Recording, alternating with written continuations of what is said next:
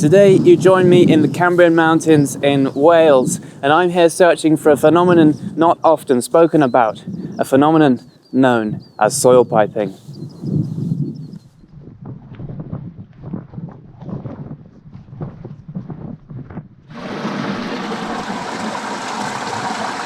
I can certainly hear one, but I can't see it. I don't know how deep I'll be able to go in there. It's a bit... Oh, it's quite deep.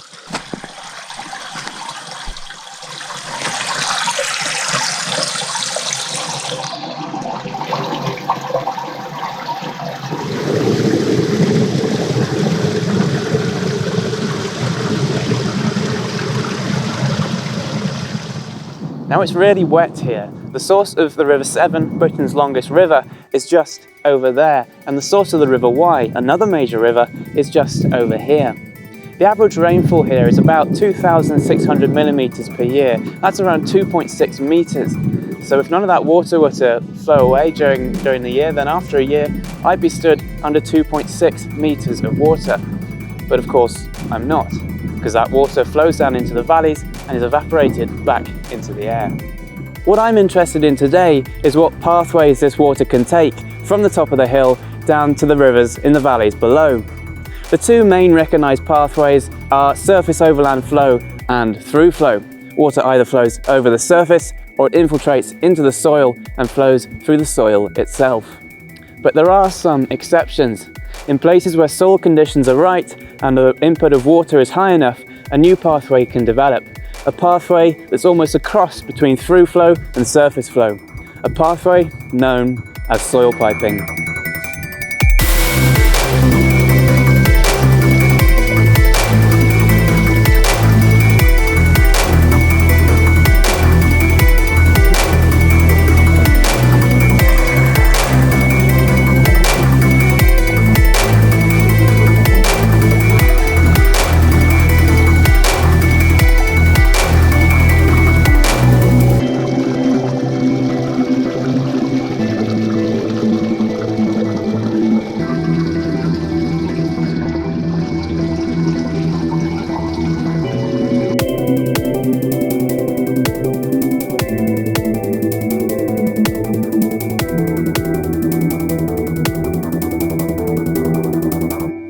I've come to the Cambrian Mountains here in Wales because it's supposed to be one of the best places in the country to find soil piping. What you can see here is that I'm in a bit of a topographic low, so the water is all being channeled into this lower area and running down slope. And you can see that change in vegetation type to the sort of light green colour as showing that actually this area is a lot wetter than the slopes around.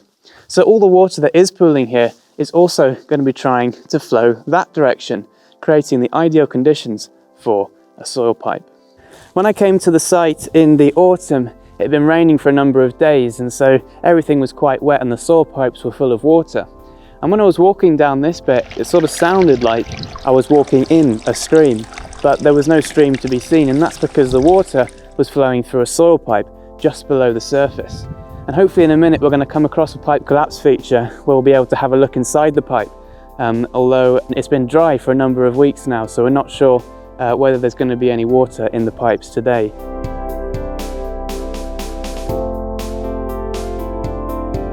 I've already come across a pipe collapse feature here. You can see in here it's sort of like a little, what looks like just a kind of hole in the ground, but I've got my trusty soil pipe camera here. You can have a look inside.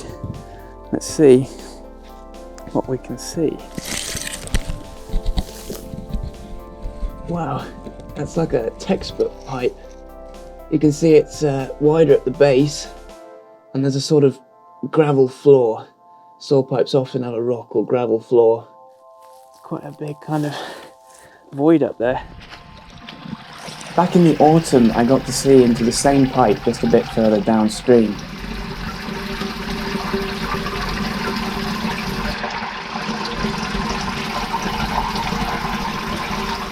So what is soil piping and why does it form?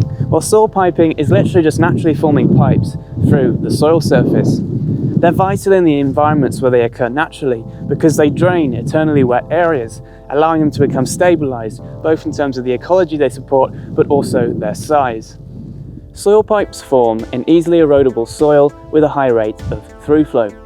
Things like topography and underlying impermeable bedrock can concentrate through flow into preferential flow pathways, which are areas of the soil that have a particularly high rate of through flow. Imagine you have a very wet, boggy area on a slope. Water drains out down the slope, creating a strip with a higher rate of through flow than the surroundings, a preferential flow pathway. If you had a topographic low with a bog upslope, then the water that drains out of that bog is constrained into the topographic low. This means that where the water drains out at the bottom into the lower areas of the slope, the water is concentrated into a preferential flow pathway. This means that areas just downslope of the topographic low are going to have a high rate of through flow, and areas further away from that will not.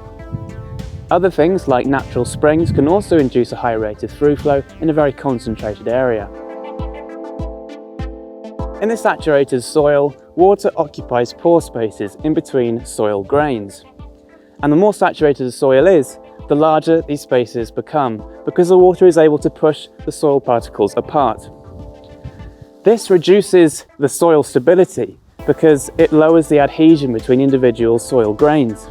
If this occurs in a concentrated pathway, then internal erosion can occur, and that forms a soil pipe that can grow to meters in diameter in some environments. In Britain, pipes are rarely found with diameters exceeding 30 centimetres, and they almost always form in these wet, upland environments with peaty soils that are easily erodable and have a lot of water moving through them.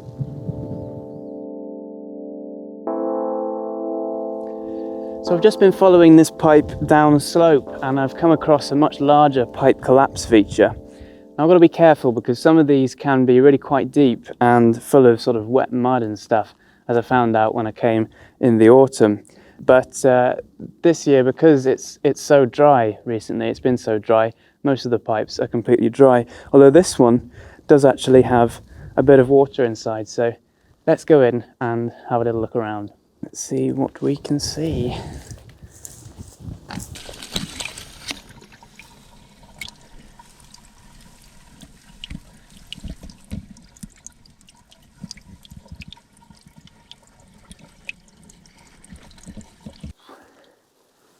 Wow.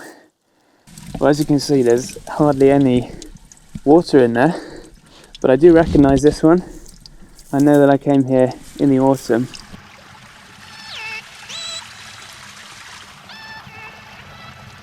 So we've established that pipes are naturally forming and vital in the places where they do form, but there is a darker side to piping, a side which could have quite serious consequences. By nature, piping is an erosive phenomenon. It's silently removing all that material beneath the surface. As you can imagine, that can have serious consequences for slope stability, particularly if one of the pipes grows a little too large and the top collapses, creating a sinkhole. It's these sinkholes that have allowed us to get a glimpse into the pipes today. And out here in the natural environment, they're only useful. They act as natural storm drains, taking in all the surface flow. And they actually form a little microenvironment in themselves, a home for insects, animals and plants.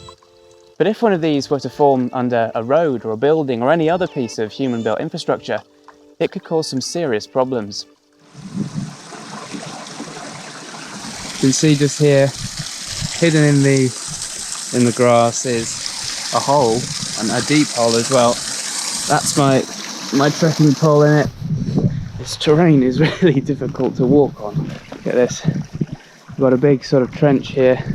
Definitely a pipe going through here. Just stand on that. Ooh.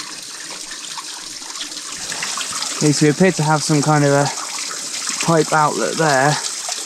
And it goes down this little waterfall and then makes its way under here. You can see it's a really complex network down here. There are pipes joining pipes and pipes splitting away from each other. There are these underground waterfalls. You can see water coming in from the surface as well, where it's been expelled from the pipe further upstream.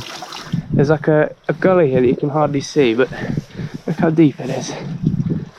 Right, you could lose the pole in that, lose yourself in there. Oh, Uh-oh.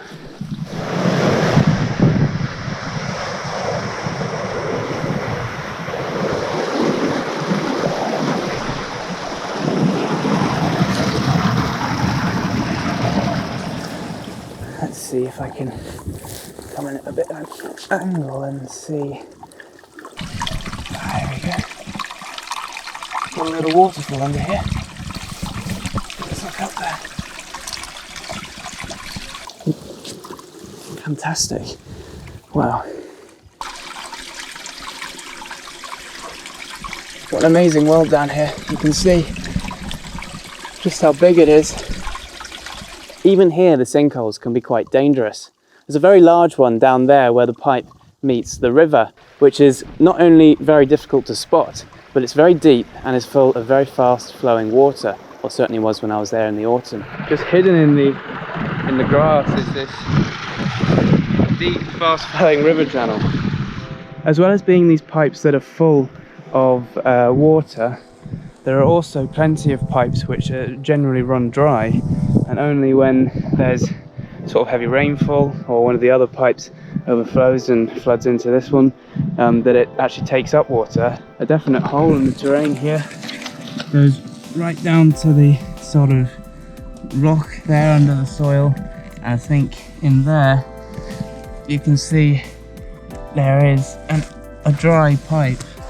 As you can see, the terrain is quite high around me, and that is because I'm stood in a dry pipe. It's quite a deep hole really, but at least if you fell in you wouldn't fall into fast moving water. Right, well, I've attached you to my trekking pole. Hopefully I'm not going to have to come crawling in there to get you back out again when it falls off in a minute.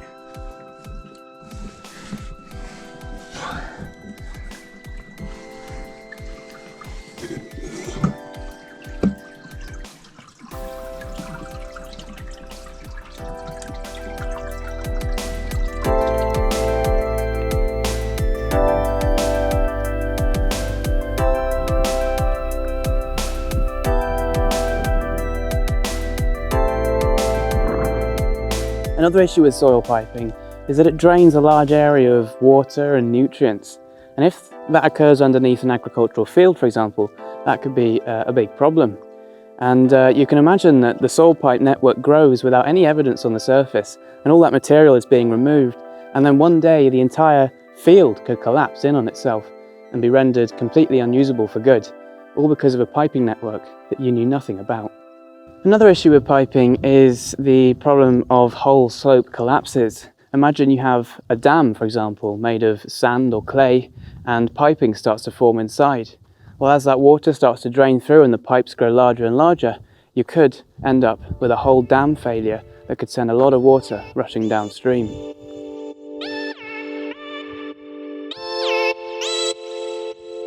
So what can be done about piping?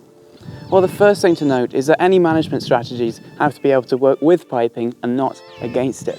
Piping is a vital thing in the places where it forms, and also it forms when conditions are right, when the soil and the hydrological conditions are perfect for them. And so it's no good just blocking a pipe and moving on, because it will likely reform, perhaps somewhere else, perhaps in an even worse position than before.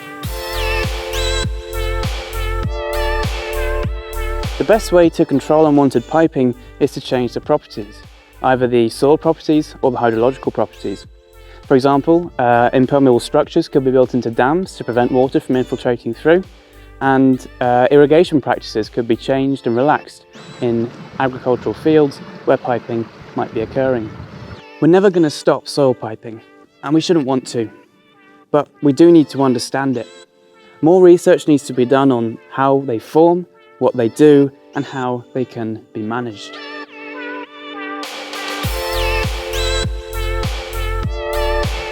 So next time you're out in the hills, or indeed anywhere with soil and water, keep an eye out for these fascinating, often destructive, but vital parts of hill slope hydrology hiding beneath the surface.